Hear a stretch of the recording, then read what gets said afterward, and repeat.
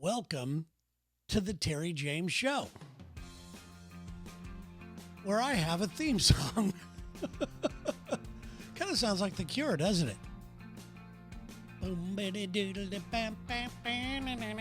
Anyway, yes, I have a very big budget. I hired The Cure to cut my podcast theme. I called up Robert Smith, said, hey, I need a little something from you, buddy. And he said, oh, yeah, you're a huge celebrity. We'll do this for you for free. Anyway, it is a Terry Jaymes Show where each week I try to collect a bunch of inspiration, some motivation. Some of it's fueled by desperation. I mean, look at me, for Christ's sake. I'm a guy this age trying to make it in a world where you can't be this age. So yes, there's a little desperation there trying to stay relevant. It's kind of sad, really. And that's where the humiliation comes in. So we got all the Asians in there. We got the inspiration, we got the motivation, the desperation, and yes, a little bit of a humiliation. So we have that going on for us. Isn't that nice? Thank you for joining me today and last week as well. Thank you so much. A lot of people commenting on it, a lot of people reviewing it, which really helps, and it really means a lot. So thank you very much. If you're new to the show, I collect stuff all week long. Anytime it hits me, whether I'm in the shower, I'll come into the studio and record something. Maybe I'm out in the streets like today on today's show. I was at a coffee shop. Surprise, I know. Terry, what are you doing at a coffee shop? Anyway, I was at a coffee shop. I overheard two women talking, and it made me want to comment on what they were talking about. Didn't comment to them, obviously. I just pulled out my cell phone and recorded on there, so you'll be able to hear how that went down as well. And you'll be able to see it, too, if you follow the YouTube page for this, as soon as I learn how to post it. God dang, man, this is rough. This is rough, isn't it? I did have a productive week, though. Met with my agent today. It's the yearly, hey, here's how you're fucked conversation. I love my agent. I really do. Been my agent for many years. And even though you want people that work with you that are on your quote unquote team, you want them to support you. You want them to have your best interest in mind. At some point, I had to realize he's not losing any sleep over me. Nobody is. Nobody's losing any sleep over any of us. We're in this shit all by ourselves. And yes, some people will help out, which I believe he does. But yeah, at the end of the day, we're in this by ourselves, and you can't rely on people to act in your best interest or to believe. I mean, I've thrown so many ideas at him that I feel like I'm the boy that cried wolf half the time to this guy. So anyway, it is what it is. If you could see behind me, it's getting nicer weather here in the Seattle area in the Pacific Northwest. And my favorite part about this right now is where I live. I live right downtown, but I live in the middle of the Amazon campus. And no matter what you think of Amazon, it has some good things and bad things to it, but they've been very good to my community. They've helped out coffee shops during the pandemic by letting them have free places to work. I mean, they do a lot of kind things, but, let's be honest, they got the money to be able to do it, but at least they're doing it. But my favorite thing right now is all the Amazon workers have to be back in the office as of yesterday. And it is hilarious. Apparently, there was a 30,000 people petition where they all signed it saying, we don't feel we have to work from our here at the office. We want to work from our home. Grow the fuck up, people. This is where I'm going to act like the age I am, okay? You are expendable. Why would anybody in their right mind who creates a business, anybody, you could create any business, I don't care if you're a lawn guy, I don't care what it is you do. You start your own business, and then all of a sudden you start doing well. And then all of a sudden your employees tell you how to run it. Fuck them. If you're if you're being kind to people, you're providing benefits, and it's an equal exchange. Your talents for money is what this is. It's capitalism, right? This is what it is.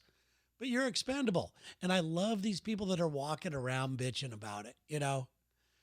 It's so funny to me because right behind you, do you realize there are people graduating college right now, right behind you, that are excited about the possibilities of possibly moving to a big city, going to the restaurants, doing all that kind of stuff, meeting new people, interacting with people, coming up with new ideas. You're not going to meet your next business partner or new idea people when you're sitting at home. You're not going to do that. So it's really fun for me to do this. I'm loving it. I'm loving the fact that they're bitching about it. And it's very, very, very funny for me. So on today's show, like I said, I'm going to be talking about a couple things. One, I overheard this conversation you're going to be hearing. And another one is I want to start it off. And by the way, when you hear this little ding thing, that means I've moved on to a new, different thing. If you're brand new to the show, you hear that in between thoughts. It's just a different time that I'm recording something. So that's the way it is. But I want to kick things off today with a revelation that I had just a couple days ago. And I'm telling you right now, it is a awful, sobering, with a silver lining revelation. Here we go, guys. Welcome to show number 2, and it's very good. Here we go, guys. Welcome to show number 2, and it's very good to have you here. I am recording this segment on debut day. The actual podcast came out 1 week ago today, and this is when I'm doing this, maybe about just a few hours after the first one came out. When you hear things about yourself, like you're being too hard on yourself, you drink too much, you're too short-fused, you're not this, you're not that. Nobody likes to criticize you. Nobody likes to bring you down. These are coming from love, okay? A lot of people say these things because they love you, not because they want to hurt you. And I hear that I'm being too hard on myself a lot, and I believe that I'm having a major breakthrough right now. I just got out of the shower, and it hit me. Seriously, this is a big deal for me. I remember my very first and only goal was to be a full-time radio guy. I had been part-time. I had been washing the van. I've been taking other jobs at tennis centers and anywhere I could get a job. And my whole goal was just to be able to do this, something I love for a living. And I've achieved that. But it took me a long time. I had that thought in my mind for well over 3 years. I did part-time for 3 years because I was the agreeable guy. I'd be the guy that gets the van washed. Nobody wants to lose that guy. That and I sucked. So, my whole goal was to be full-time. And I've been blessed and very lucky to be able to do quote-unquote entertainment for I don't know how many years now. I haven't had a real job. I haven't had to have a real job. And I look back at that and I realize that that is a victory. And there's no need to be hard on myself. And what really hit me just moments ago was that I may never be the entertainer that I've always envisioned. I may never reach those heights that I've envisioned. I'm not going to stop trying, but in reality, there's many guys out there that can play some badass guitar. There are many beautiful women that wanted to be models. There are many people out there that wanted to start their own business. There's all kinds of, not failures. I don't want to call them failures because I don't feel like a failure, but a lot of people out there don't reach the heights that we've always imagined. So it hit me. I may never be that entertainer that I've always wanted to. And that's something that I'm going to have to come to grips with. But I think I'm making that first step by finally admitting to myself just moments ago when I was in the shower that I may never be that. I may never reach that thing. But what I have done in the past, I have become the man that I've always envisioned. I'm not 100% there. I still fuck up a lot, but I've become the husband that I've always wanted to be. I have been, I think I'm a very good friend. I don't gossip. I don't do that. I think I've been the friend that I want to be. It's taken me a long time to be the coworker that I've always wanted to be, because in the Lex and Terry show, I didn't get into this to own a business and to have to be a manager to other people. I got into this to be balls to the wall, throw caution to the wind, stir up some shit, and have a blast. That's what I did. And that's exactly the way the Lex and Terry show started. We had the support of program directors. We had the support of managers and everything else. Then I had to become a manager. I wasn't equipped to be a manager. I don't think I managed people very well, but I think that I'm becoming a better, I don't even want to call it manager. I just want to say coach. I think that I support people very well. And these are all positive things that I believe that I'm doing. And another thing that I've become a guy who, and this is going to sound weird, but I'm full of love. I really am. I love seeing people succeed. I love people still, even though there's so many weirdos out there trying to take my eye off of that. I do. I just want to love others. I want to support others. And I really feel that my heart is full when it comes to my family, when it comes to my friends, when it comes to my coworkers, when it comes to just being the man that I've always wanted to be. And like I said, I know that I falter. Don't get me wrong. I'm not walking around with a halo over my head or anything like that. I know that I falter. I have a short temper still. These are things that I need to work on. They're getting better. And I think I'm always going to be working on them. But I may never be that entertainer I wanted to be, but I'm becoming the man that I want to be. And I think that that's more of a win, to be honest with you. And on this show, hopefully I'm sharing some information that will make you think and make you become the person that you want to be as well. But it all comes from laying it out on the table.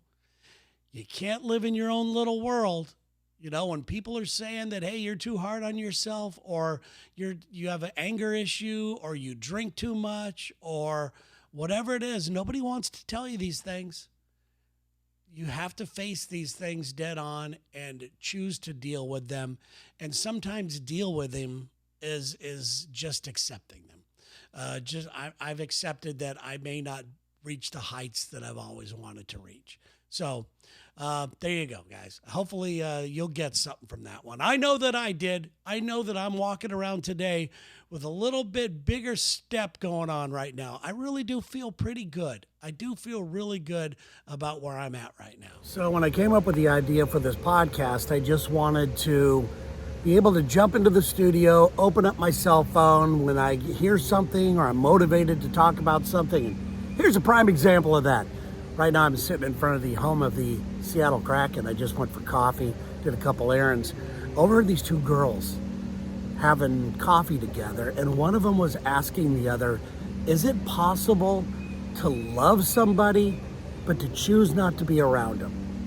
And absolutely it is. I wanted to jump right in and go, absolutely. You got to be true to yourself before anything else.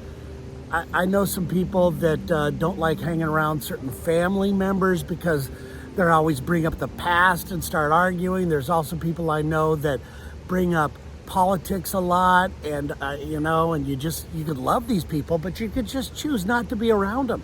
Who wants the fucking drama? It's as simple as that. I mean, this is a simple check-in, guys. You could absolutely love somebody, wish them the best, be a good friend if they need something, but you could definitely choose not to be around them. For those of you that know me, know that I've never had a dog. Hell, I've never had a pet.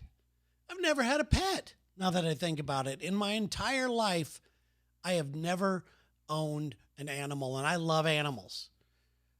There was a time my sister had to move out, if I remember correctly. And she had two cats that stayed with us. This is when my mom and dad were alive and I was younger. And one of them died. And the other one got so sad that the other one died. and they were dead. So that's my experience with animals. But I love dogs. I effing love dogs. And the reason why I don't have one, there's a couple reasons. One, I don't think I could handle the death part. Especially as much as I love them, I don't think I could handle that thing just dying and then you gotta, what do you do and all that. Listen, I don't mean to be morbid here, okay? There's a positive part of this fucking story. Trust me on this thing. Okay, so one of the real reasons I don't have one is that I want to get a puppy. I would want it from the birth to, to growing up, the whole thing. I want to spend the entire life with the dog. A lot of people say, "Why would you do that, Terry? Don't you want to just adopt and all that?" That's not the way I envision my dog. I want a lab. I want a Bernese Mountain Dog, maybe a golden retriever, something big and dopey, something like that. That I get, that's what I want. I'm sorry, it's what I want. Don't cancel me for that shit. I want a thoroughbred. God damn it. Anyway, that's kind of what I want. There's a guy downstairs. And one of the reasons why I don't have one is that I'm afraid that the animal that I would get as my very first experience with an animal is just going to be psycho. It's going to be the dumbest thing in the world. There's going to be all kinds of problems with it. It's going to bite my neck in the middle of the night. It's going to shit in my mouth when I'm snoring. Whatever it is, I just don't want to. I just am afraid that my animal is going to be a shithead, and all my friends are not going to want to be around my animal because my animal's just a doofus or whatever. Then they blame me because my dog, took a shit in their carpet or so. I don't want to be that. Okay. I want an awesome animal and I want it to already be awesome. So I don't know if that's going to happen. So that's another fear of mine. However, there's this dog downstairs that this guy owns. He's an architect. I don't know him. I just see him come out of his architectural firm office. And he's got this kind of a shorter black lab. And I know it's a girl dog because I looked. And it is the sweetest dog. It wants to say hi to people, but he pulls that dog away from other people and everything else. And I always feel sorry for this dog. He goes to work with this guy. It's not like a helper, emotional support dog or anything. It's a dog, but it's the sweetest dog in the entire freaking world. And I love this dog. So beautiful and everything. But one day, I see this girl sitting on the corner by the guy's work. And she is visibly upset. And she's not a homeless person or anything like that, but she obviously just received some devastating news. And it was very hard to watch. She was crying and she was very emotional, and you wanted to just go over and say something. I don't know her or anything, and I wanted to go over and say something to her, like, "You okay? You need somebody to talk to," which is something I find myself in these positions a lot. And if they make eye contact with me, maybe I will say something. But most of the time, I'll let some people get through it. And especially if it's somebody you don't know, who the fuck am I? I'm not Jesus here, okay? But this dog was walking by this woman. She's sitting on a bench, and that dog wanted to go over and comfort this girl so bad. And the guy just pulled that fucking dog away, and I was angry. I was like, that dog would have really helped that girl take her mind off of it, maybe get out of it. And this guy just pulled that dog away. And in my mind, I'm going, this guy does not deserve that fucking dog. That dog should be my dog. That's the dog I should have. I don't know how I can get that dog. But I want that dog, okay? I want that fucking dog.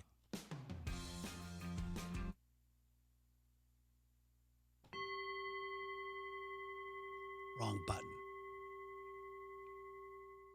Keep the calls coming in. I am loving the calls. How do you call in? It's very simple. You can do it anytime you want. Just go to terryjames.com, click on the microphone in the bottom right-hand portion of the page.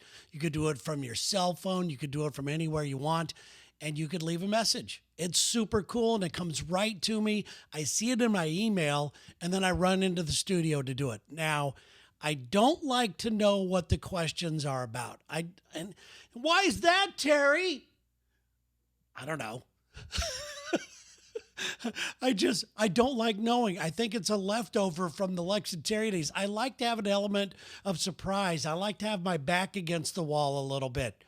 I like to come up with bullshit, right? When I have no idea why I like doing it. I could easily listen to these beforehand, but what I do as soon as I get a couple of them, I run right into the studio right now, and I'm going to go ahead and answer a couple of these. So thank you so much for people that are, I mean, we're only show number 2 in, and the calls are coming in, and I'm loving the damn thing. Here we go. Hey Terry, it's Jessica. I had to leave you a message because I think it's awesome that you revamped the show, even if it was a painful pivot. I've enjoyed watching you outside of Lex and Terry try different concepts and avenues to express yourself. While you've been a part of my life for 20 years, we've interacted a little more on Instagram since COVID, and I truly Yep. appreciate it when we do connect because I always leave feeling inspired. Since COVID, I've left the corporate world and the rat race to be an entrepreneur and to find my own way to financial freedom and happiness in the present. I do not have a large network of like minded people, and your words have helped me over the years as I've made these changes. I want to thank you for giving me permission to shake the tree and not feel guilty about it. It's hard and lonely to level up, and you told me that was okay and that it's worth it and to keep going. I want to make sure you know how much your perspective, honesty, and personality helps others, and hope to have a reunion Wow. someday when you're back in DFW. Wow. Wow. Thank you. Thank you. Thank you so much, Jessica. First of all, it hit me like halfway through the call that I know who this is. And let me tell you about her. First of all, inspiration is a two-way street. It has to be a two-way street. Nobody sits around waiting for somebody to get inspired. It is the constant sharing of information and surrounding yourself with the stuff that you like. Okay, it doesn't matter if you're into race cars or riding or cooking or whatever it is. It's just being around the people that inspire you. And I started following Jessica on Instagram because she had a certain vibe about her. No, it's not in a creepy stalker, I'm going to, jump into your DMs kind of way. Although she's jumping into DM worthy, I got to tell you. That being said, I started following her because she inspired me. It was fun watching this person completely change what she had going on. I could see the development through her, and I love being inspired. You guys inspire me just as much as hopefully I'm inspiring you guys. She has, like she talked about, going from the corporate world. I haven't talked to her just on the just like thumbs up and way to go, way to keep things going type of thing. We both encourage each other. And that's what I love about social media. I love the social part of social media. Most people use it to attack one another. And she's talking about, shaking the tree, which is something that I have talked about many times on past podcasts and whatever form they were. And that's exactly what you have to do. You've got to shake your tree. You know those leaves that are just kind of hanging on and they don't serve a purpose anymore in your life? You shake that tree, they're off, and only the strong, vibrant leaves are there. And that's my analogy for getting all the bullshit out of your life. Just getting all the bad people, the bad information. And on social media, to me, you're only as good as the people you follow. If you want to follow the crazy shit, you follow the crazy shit, but you end up being crazy. I love myself too much for that. Jessica obviously loves herself too much for that. She is absolutely crushing it. I think she's doing things with, and from what I can tell, I could be completely wrong. And if I'm wrong here, Jessica, I'm sorry. She got into real estate. And not just real estate, not just selling real estate. She got into owning her own Airbnbs and making investments and everything else. And I watch her online and I go, God damn, I wish I was that brave. I wish that I could do that, and be passionate about that, because that sets your ass up for the future. I'm just doing this right here. This is my passion.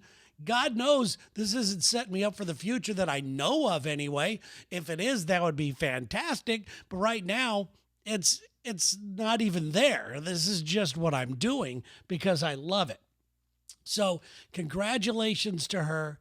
And like I said, inspiration is everywhere.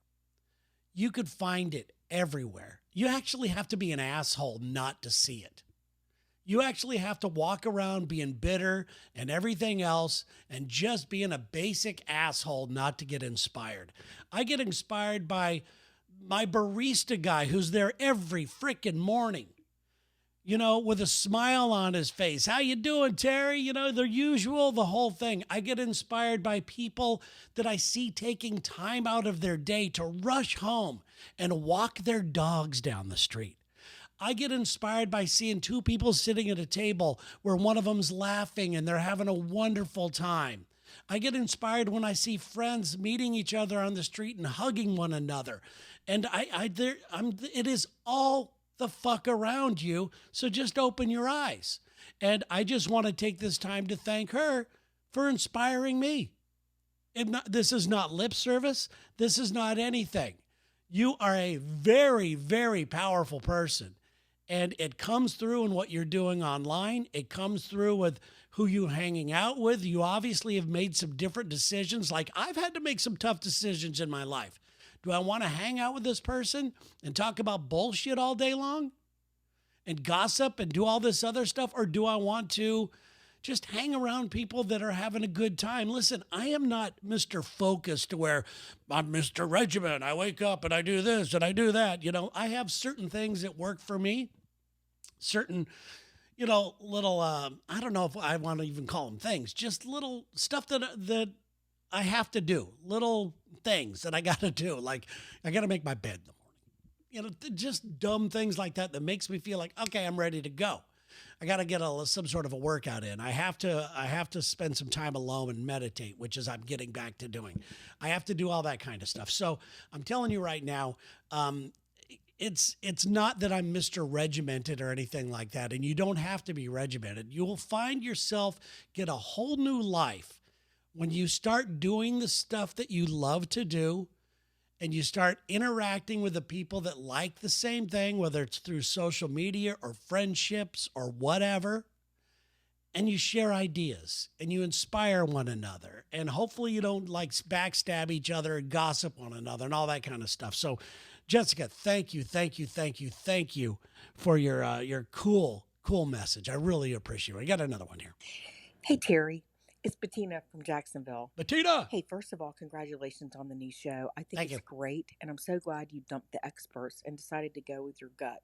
It's awesome. Thank you. Hey, listen, my question is, so if you didn't go down the path that you went down, what do you think you would be doing in life? Where do you think you would be in your parallel universe? I'm just curious.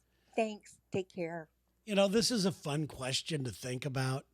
And it's one that, a lot of people banter about from time to time. And Bettina, thank you so much. Great to hear from you. And it's very hard to answer because, I am where I am and you just have to accept it. And I have up until recently, and I still do, I still have my times when I beat the fucking shit out of myself for not taking action or taking an opportunity when it presented itself. There's been many doors that have opened for me over the past, let's just say 30 years of doing my radio show with Lex. It's really weird because early on when the show was very, very popular, there were radio companies trying to separate us. And I'm sure Lex was getting the same thing I was getting. You don't need to be with this guy. You got to work with us. You got to do this. You got to do that, because we were beating the shit out of people and we we're taking their money. And I'm sure he got the same thing, but that stuff could kind of go to your head. You're going, well, maybe I should be doing stuff like that. But the only thing that I look back upon, and if there was a parallel universe, it would be one where I wasn't such a pussy. And it's not that I want to change or anything. I just would like to, I wonder what would have happened. Well, had I been more like Jessica, I wonder what would have happened had I just fucking went for it. You know, when you get a mortgage, when you get married, when you have other people working for you, where their livelihood depends on you being good at what you do, like the Lex and Terry show, you tend to be dedicated to them and you tend to love them. And you also are making a job. This is my goal. This is my dream. And it still is my goal and dream. But I often wonder if I had not been so fearful of certain things, if I would be in a different place right now. When I tell a story about how I was working at a grocery store, shining the floors, and, you know, then the whole thing changed. I don't want to get into it, but I would hope that I just am doing what I love. I know it's a cop-out answer, and I love what I'm doing now, but in a parallel universe, I would hope that I am a much braver person than I am right now. I am probably going to regret not being as much of a risk taker as I get credit for, because I was getting credit for being a risk taker just because of the shit I would say on radio. They think that that's risky. No, that's not risky. What's risky is uprooting your family. What's risky is dumping a few friends, like shaking the tree that you've got to get rid of because your life is stagnant. What's risky is, like I said, going to school at a later age in life. And I mean, there's so many people out there taking risk right now, and God bless you people who are doing it. And if you're listening to this right now and you have certain fears, why don't you join me right now in trying to step through some of those? I'm doing that right now with this podcast, believe it or not. I've been told how to do many podcasts. I've tried many different ones, and I've enjoyed every one. I've had some great guests in the Terry Jaymes Alive. The Cult of You thing was somewhat, it was a great idea. I liked it. I liked the whole thing, but it ended up being a disaster because I teamed up with the wrong people. I had to shake that tree and move on. And these people are probably saying a bunch of shit about me right now. All they wanted was my money. They really didn't care about me. They may have just cared about me, then hoped that I would be successful. So then I would in turn tell other people that I use these people for that. And they are good people there. They really are. They're very nice people. There wasn't somebody I disliked or anything. I just got the bad vibe. So I did step through that fear right there. And the fear of people are going to go, Terry's doing another podcast. Hey, yes, please, Terry. Tell us how to live. I don't know what to do if you didn't tell me how to live. No, that's not what this is all about. That's not what this is all about. This is all about living together and inspiring one another and being there for one another. And God knows you guys have been there for me. You're sharing the show. You're subscribing to it. And I don't know what's going to happen of it. I have a certain goal in my mind of how many downloads and all that bullshit you need to do to become viable and to make this a part of my life. I would love to make this a part of my life. But like I said in a previous episode, or maybe it was the very first, What is the Terry Jaymes Show all about? That's not up to me. My livelihood and my happiness, not happiness, because I'll find a way to do it on my own, but I don't know, it's kind of in your hands. I am giving you the playbook. I am being awesome. I'm being honest. You're so fucking awesome, Terry. Thanks for telling everybody you're awesome. I would never have known had you not told. No, really, I'm just being honest. And if that resonates with you, and if you can pass it on to other people and you could help me, I would really appreciate it, because this stuff is not easy to do. I have an audience of the Lex and Terry Show that people are curious about what is he doing, And then those people, there's a fraction of those people that are curious that will stay with it. There's some people that are angry and will never listen to it. And because I've tried so many different things, it's embarrassing what I've done. It is an act of stepping through some sort of fear to do this in front of you guys again. Are you kidding me? Do you know the bullshit that I'm getting from people right now? Another stupid podcast. What's wrong with you? Don't you know all that? Do you think that I'm not hearing this? So, yeah, I am facing some fear there. But if I had to do it over, Bettina, and if I lived a parallel life, it would be one where when I see the door open, and there are so many different ways to look at opportunity.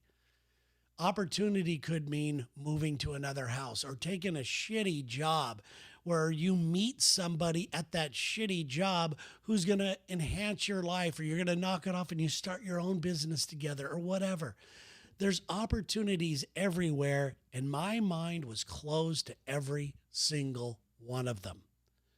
Do not be me.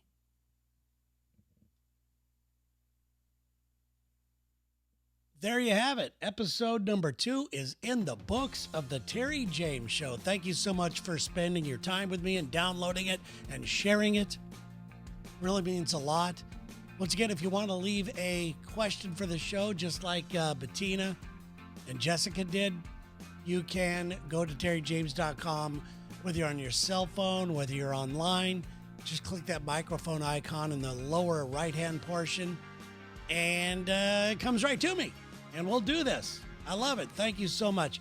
And if you supported the Cult of You podcast, first of all, thank you very much. And if you supported it and we're all in right at the start and you bought the Cult of You t-shirt, just go to the website, send me a picture of you in the t-shirt, and I will gladly send you a brand new Terry Jaymes Show t-shirt.